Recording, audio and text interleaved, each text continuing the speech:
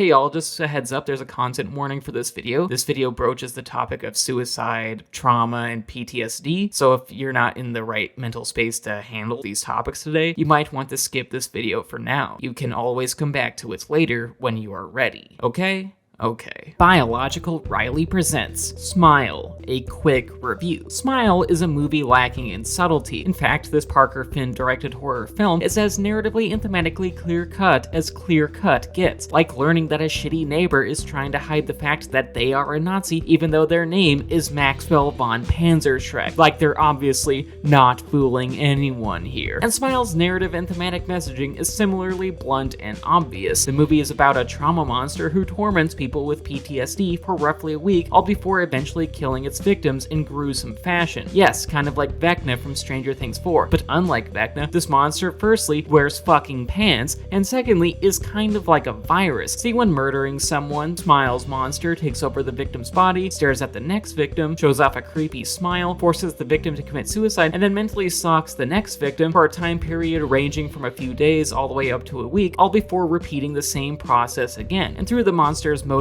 operandi, as well as the movie's focus on creepy smiles, the film's aims and storytelling goals are all too easy to understand. The monster is a fictional representation of real-life trauma, and the creature's trademark creepy smile embodies how those with PTSD and mental illnesses outwardly portray a happy and positive facade, even though they are inwardly struggling with some tumultuous mental turbulence and traumatic episodes. It's honestly not very hard to figure out. It's not subtle. But here's the thing. Subtlety is overrated. It's for chumps, because while it's easy to see what Smile was about within the first 5 or so minutes, that does not change the fact that the concept was executed incredibly well. The movie is extremely unsettling in its imagery, it's creepy, it has a lot of well-earned jump scares, and the low lighting is visually haunting. Like, the movie really plays with darkness and the idea that there's something creepy just beyond our field of vision, to the point that I wanted to yell at the characters and make them turn on the damn lights, because speaking for myself, someone with PTSD and mental illnesses that cause paranoia when not being able to see in the dark, I leave the lights on all the time,